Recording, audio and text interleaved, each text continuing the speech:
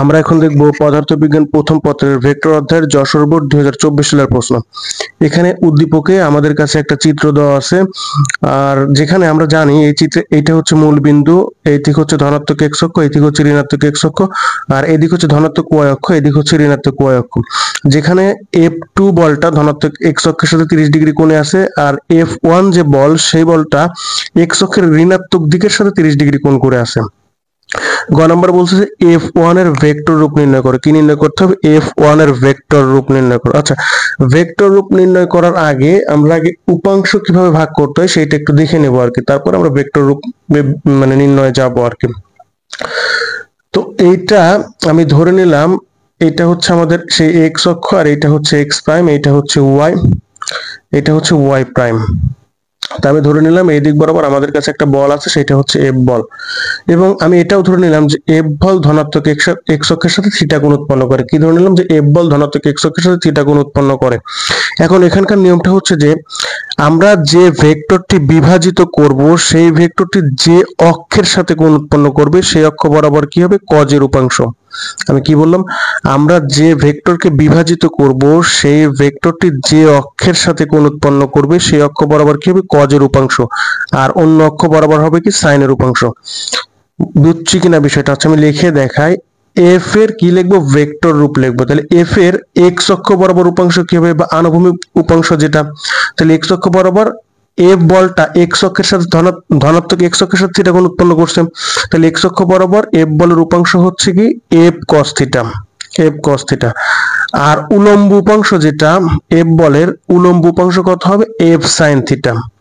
এখন এফ বলের যদি ভেক্টর রূপ লিখি তাহলে আমরা কি লিখবো? যে এফ বল সমান সমান এফ কস থিটা, এক্স অক্ষ বরাবর থাকে আই, প্লাস হচ্ছে ওয়াই অক্ষ বরাবর থাকে কত? জে, তাহলে এফ সাইন থিটা এর সাথে হচ্ছে জে। আশা করি বিষয়টা বুঝছেন। আমি মানে কি করলাম আরেকবার বলে দিচ্ছি, যে আমরা যে ভেক্টরকে বিভাজিত করব সেই ভেক্টরটি যে অক্ষের সাথে কোণ উৎপন্ন করবে। আমরা এফ ভেক্টরকে বিভাজিত করছি, তাহলে এফ ভেক্টরটির কোণ ধরে নিচ্ছি এক্স অক্ষের সাথে, তাহলে যে অক্ষের সাথে কোণ উৎপন্ন করবে সে অক্ষ বরাবর কি থাকবে? কজের উপাংশ। তাহলে লিখছি যে এক্স অক্ষ বরাবর এফ বলের উপাংশ হচ্ছে কস থিটা, আর তাহলে অপরটি হচ্ছে সাইন থিটা, তাহলে ওয়াই অক্ষ বরাবর এফ বলের উপাংশ হচ্ছে সাইন থিটা। আমরা জানি এক্স অক্ষ বরাবর থাকে আই, ওয়াই অক্ষ বরাবর থাকে জে, এই জন্য এফ প্রাইম সমান F cos theta plus F sine theta J. তো যাই হোক, এখন আমরা গ নাম্বার প্রশ্নের সমাধান করি। তাহলে দেখি, আচ্ছা এটা হচ্ছে গ নাম্বার। তাহলে এখন আমরা চিত্র অনুযায়ী, প্রশ্নের চিত্রটা লাগবে, তাহলে চিত্র অনুযায়ী আমরা সমাধান করব। তো এখানে বলছে কি যে এফ ওয়ান এর ভেক্টর রূপ নির্ণয় করো। কোন ভেক্টর মানে কোন বলের ভেক্টর রূপ? F one. এই যে এটাই হচ্ছে আমাদের এফ ওয়ান বল, 15 নিউটন যেটা। তাইলে একটু খেয়াল করতে হবে ভাইয়া, এফ ওয়ান এর ভেক্টর রূপ, তাই না? তাহলে এফ ওয়ান, আচ্ছা আমরা ফার্স্টে এক্স অক্ষ বরাবর কতটা কোণ উৎপন্ন করেছে সেইটা দেখে নিই। তাহলে এফ ওয়ান এক্স অক্ষের সাথে কতটা কোণ উৎপন্ন করে, এবং এক্স অক্ষের ধনাত্মক দিকের সাথে হিসাব করবো। কেউ চাইলে ঋণাত্মক দিকের সাথেও ধরতে পারে, কোনো সমস্যা নেই, একই হিসাব আসবে। আচ্ছা, আমরা এইটা বুঝতেছি কিনা যে এই যে কোণটা, এটা কিন্তু সমকোণ। এটা কি কোণ? এটা কিন্তু সমকোণ। তাহলে এটাও সমকোণ। এইটুক যদি 30 হয় আর এইটা যদি সমকোণ হয়, তাহলে এইটুক কত? এইটুক হচ্ছে 60, বুঝছি কিনা? এইটুক হচ্ছে 90, এইটুক হচ্ছে 90, আর এইটা হচ্ছে 30 বলে দিয়েছে। তাহলে এইটা যদি 30 হয় তাহলে 90 থেকে 30 বাদ দিলে এইটা কত হয়? 60 ডিগ্রি। আর এইটা হচ্ছে 90। আমরা কোনটা নিচ্ছি কোথায়? এক্স অক্ষের ধনাত্মক দিকে সাথে। তার মানে এখান থেকে শুরু করে আমরা এই ধনাত্মক এক্স অক্ষ পর্যন্ত এফ ওয়ান যে বলটা উৎপন্ন করে সেটা, মানে আমাদের চিত্র অনুযায়ী আমি ধরে নিলাম এইটা হচ্ছে আমাদের সেই থিটা। তাইলে এই থিটা সমান সমান কত? এইটা হচ্ছে 90 আর এইটুকু হচ্ছে 60, তার মানে থিটা সমান সমান কত? 90 প্লাস 60, তার মানে কত? 150 ডিগ্রি। 915, তার মানে 150 ডিগ্রি। তাহলে এখানে আমরা কি লিখবো? যে এফ ওয়ান এক্স অক্ষের সাথে কত ডিগ্রি কোণ উৎপন্ন করে? 150 ডিগ্রি। এবং এফ ওয়ান বল কত বলা আছে? 15 নিউটন। তাহলে 15 কস 150 ডিগ্রি। এটা গেল তো এক্স অক্ষ বরাবর। তাহলে এখন এটা আনুভূমিক বরাবর এফ ওয়ান বলের উপাংশ। এখন আমরা দেখবো যে উলম্ব বরাবর এফ ওয়ান বলের উপাংশ। তাহলে এফ ওয়ান বল উলম্ব বরাবর উপাংশ। আপনারা অবশ্যই লিখে নেবেন যে আনুভূমিক বরাবর এফ ওয়ান বলের উপাংশ, উলম্ব বরাবর এফ ওয়ান বলের উপাংশ। উলম্ব কোন দিকটা ছিল? ওয়াই অক্ষ বরাবর। তাহলে যা আছে তাই, তাহলে কজের জায়গায় সাইন পড়বে। উলম্ব বরাবর যা আছে তাই, কজের জায়গায় কি হবে? শুধু সাইন হবে। এখন এফ ওয়ান বলের কি লিখবো? ভেক্টর রূপ। তাহলে মোটামুটি শেষ। এখন ভেক্টর রূপটা আমরা এখানে লিখে দিই যে এফ ওয়ান, মানে ভেক্টর রূপ কত? ভেক্টর রূপ হচ্ছে f1 xi প্লাস হচ্ছে f1 yj। তার মানে হচ্ছে কারণ এক্স অক্ষ বরাবর আই থেকে ওয়াই অক্ষ বরাবর জে থেকে, তাহলে এইটা ইন্টু আই প্লাস এইটা ইন্টু জে, তার মানে হচ্ছে 15 কজ 150 ডিগ্রি আই প্লাস হচ্ছে 15 সাইন 150 ডিগ্রি হচ্ছে জে। এখন আমরা এই মানটা ক্যালকুলেটরে দেখি যে কত আসে, কত আছে যে 15 cos 150, তাহলে এখান থেকে পাচ্ছি হচ্ছে আমরা -15√3/2, কত পাচ্ছি -15√3/2i প্লাস 15 cos 15 sin 150, তাহলে এখান থেকে পাচ্ছি হচ্ছে আমরা কত 15/2, তাহলে হচ্ছে 15/2, এটা হচ্ছে যে, তাহলে F1 বলের ভেক্টর রূপ হচ্ছে এটা। এখন আমরা ঘ নম্বর প্রশ্নের সমাধানটা দেখবো। তো ঘ নম্বরে বলা আছে উদ্দীপকে F1 প্লাস F2 এবং F1 মাইনাস F2 পরস্পর লম্ব কিনা যাচাই করো। মানে F1 যে বলটা তার ভেক্টর রূপ প্লাস F2 যে বলটা তার ভেক্টর রূপের যোগফল এবং তাদের বিয়োগফল পরস্পর লম্ব হবে কিনা। তো আমরা তো F1 এর ভেক্টর রূপটা পাইছি, তাই না? F1 এর ভেক্টর রূপটা পাইছি, তো F2 এর ভেক্টর রূপটা আমরা বের করে নিব। বের করে নিয়ে কি করব, দুইটাকে যোগ করব, তারপরে দুইটাকে বিয়োগ করব। যখন আমরা দুইটাকে যোগ করব তখন সেটাকে ধরে নেব P, যখন দুইটাকে বিয়োগ করব তখন সেটাকে ধরে নেব Q। তো এটা ধরে নিব আর কি, যাই হোক। তো তারপর পরস্পর লম্ব কিনা সেটা কিভাবে চেক করব, তখন ওই যে P আর Q যে ধরে নিলাম ওদের মানে ডট গুণফল নির্ণয় করব। কি করব, ওদের ডট গুণফল নির্ণয় করব। তো যদি দেখি যে ডট গুণফলের মান 0 তাহলে ভেক্টর দিয়ে পরস্পর লম্ব হবে, আর যদি দেখি যে ডট গুণফলের মান 0 নয় তাহলে ভেক্টর দিয়ে কি পরস্পর লম্ব হবে না। তাহলে ফার্স্ট কাজ হচ্ছে আমাদের এই দুইটা, প্রথম কাজ হচ্ছে আমাদের F2 এর যে ভেক্টর রূপ সেটা বের করা, তারপর এই দুটাকে যোগ করা এবং এই দুটাকে বিয়োগ করা, তারপর আমরা দেখব যে লম্ব কিনা। তো আমরা F2 টা বের করি। তাহলে F2 টা কিভাবে বের করব, এই যে F2 যে বলটা আছে এটা কিন্তু 10 নিউটন। তাহলে আবার কোন বলা আছে যে F2 x অক্ষের সাথে 30 ডিগ্রি কোণ উৎপন্ন করছে, এটা বলাই আছে। তাহলে F2 বলটা x অক্ষের সাথে কত কোণ আছে, 30 ডিগ্রি কোণে। তাহলে আমরা এটা লিখব যে x cos 30 degree into i, x cos 30 degree into i, মানে যে বলটা নিচ্ছি সেই বলটা x অক্ষের সাথে ধনাত্মক দিকের সাথে নিচ্ছি, তাহলে ধনাত্মক দিকের সাথে কত কোণ উৎপন্ন করছে, F2 বলটা ধনাত্মক x অক্ষের সাথে 30 ডিগ্রি কোণ উৎপন্ন করছে, এজন্য লিখছি 10 cos 30 ডিগ্রি i প্লাস, আর অপরটা কি যা আছে তাই খালি কজের জায়গায় সাইন হবে, প্লাস 10 sin 30 ডিগ্রি i। তাহলে এখন হিসাব করে দেখি যে এটা কত আসে, 10 cos 30, তাহলে এখান থেকে পাচ্ছি হচ্ছে আমরা 5√3i, কত লিখবো যে 5√3i প্লাস 10 sin 30, 10 sin 30, তো এখান থেকে পাচ্ছি হচ্ছে আমরা 5j, সরি 5j, এটা কিন্তু j, একটু মিস্টেক, এটা হচ্ছে j, এটা হচ্ছে j। তাহলে x মানে আমরা F1 ও জানি F2 ও জানি, তাহলে প্রথমে কি করব, এদের যোগফলটা নির্ণয় করি, যে F1 প্লাস হচ্ছে F2, যে দেখি এদের যোগফলটা কত আসে।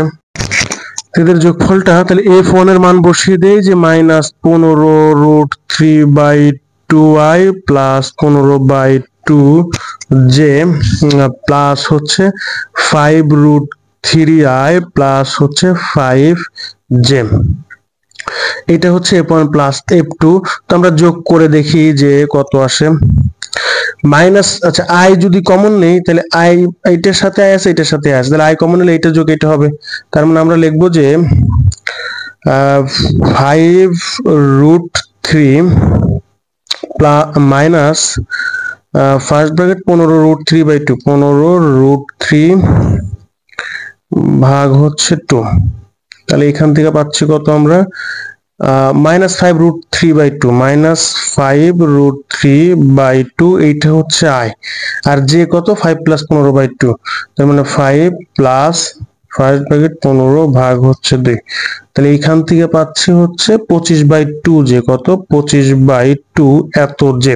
এটা তো আমরা যোগফল নির্ণয় করলাম, এখন আমরা কি করব, এখন আমরা কিন্তু বিয়োগফলটা দেখবো যে F1 মাইনাস F2 করব।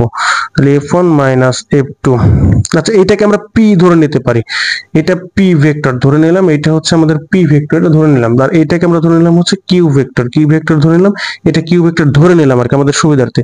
তাইলে -15√3/2i প্লাস 15/2j, যেহেতু বিয়োগ করছি তাহলে -5√3i, আর এখানে কিন্তু যে বিয়োগ চিহ্ন থাকার কারণে এই যখন এই জিনিসটা আমরা বিয়োগের ভিতর লিখবো, এই জিনিসটা যখন বিয়োগের ভিতর লিখবো তখন এই প্লাস আর এই মাইনাসে কিন্তু মাইনাস আসবে, মাইনাস কত 5, যেহেতু মাইনাস করছে এই জন্য প্লাস মাইনাসে মাইনাস হয়ে যাবে। তো এখন এটা হিসাব করে দেখি যে কত আসে, -15√3 ভাগ হচ্ছে 2। তো ফার্স্ট ব্র্যাকেট অ্যান্সার মাইনাস হচ্ছে 5√3। কত? 5√3। মানে আমি ধরে নিলাম যে আই যাদের সাথে আছে তাদেরকে একসাথে হিসাব করে, তারপরে যে যাদের সাথে আছে তাদেরকে একসাথে হিসাব করছে। তাহলে এখান থেকে পাচ্ছি -25√3/2। কত পাচ্ছি? -25√3/2 এত আই। এখন যে 15/2, 15 ভাগ হচ্ছে 2, অ্যান্সার মাইনাস কত? 5। তাহলে এখান থেকে পাচ্ছি হচ্ছে আমরা 5/2 যে +5/2 যে +5/2 যে, মানে এটা থেকে এটা বিয়োগ করলে 15/2 থেকে -5 করলে আমরা পাচ্ছি হচ্ছে 5/2 যে। তাহলে মোটামুটি আমরা কিউ পেলাম হচ্ছে এটা। এখন এরা লম্ব কিনা কিভাবে চেক করব? এদের ডট গুণফলের মাধ্যমে। তাহলে পি ডট কিউ, দেখি যে ডট গুণফলের মান 0 হয় কিনা। তাহলে -5√3/2i প্লাস হচ্ছে 25/2 যে, আর এই পাশে কত? -25√3/2, 25√3/2 প্লাস 5/2 যে। তাহলে এখান থেকে দেখতে পাচ্ছি যে আয়ের সাথে আই গুণন করবো, জের সাথে জে গুণন করবো। খুব সহজ হিসাব, আয়ের সাথে আই, জের সাথে জে। তাহলে যখন এটার সাথে এটা গুণন করবো, তাহলে আই ডট আই মানে কত? 1। আর মাইনাস মাইনাসে প্লাস, ফার্স্টে মাইনাস মাইনাসে প্লাস হয়ে যাবে। আই ডট আই মানে 1 আমরা জানি। 5×25 কত? 125। √3 আর √3 গুণন করলে একটা 3 হয়ে যাবে। আর নিচে কত? 2 দুগুণে কত? 4 প্লাস, এই যে প্লাস প্লাসে প্লাসে 5×25 আবার কত? এই যে 5×25 কত? 125। আর 2 দুগুণে কত? 4।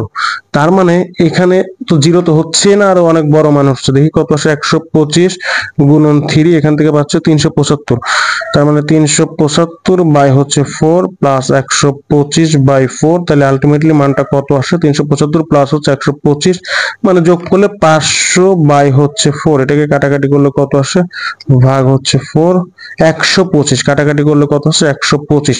তার মানে আমরা P dot Q not is equals to 0, মানে পি ডট কিউ এর মান কত পাচ্ছে? 125। তাহলে পি ডট কিউ, আমরা তো পি আর কিউ এটাকে ধরে নিছি, মানে আমরা কিন্তু এটাই করছি, এইটা ডট এইটা, যেহেতু এটাকে পি আর কিউ ধরে নিছি এই জন্য আমাদের সুবিধার্থে পি আর কিউ লিখছি। তাহলে পি কিউ এর আমি বলেছিলাম যে যদি এদের ডট গুণফলের মান 0 হয় তাহলে এরা কি পরস্পর লম্ব হবে। যেহেতু এদের ডট গুণফলের মান 0 না, মানে কোন একটা মান আসছে নট ইজ ইকুয়ালস টু 0, 0 নয়, তাহলে ভেক্টর দ্বয় কি পরস্পর লম্ব হবে না। আপনারা কিন্তু অবশ্যই সমাধান শেষে এই কথাটা লিখে দিবেন আর কি।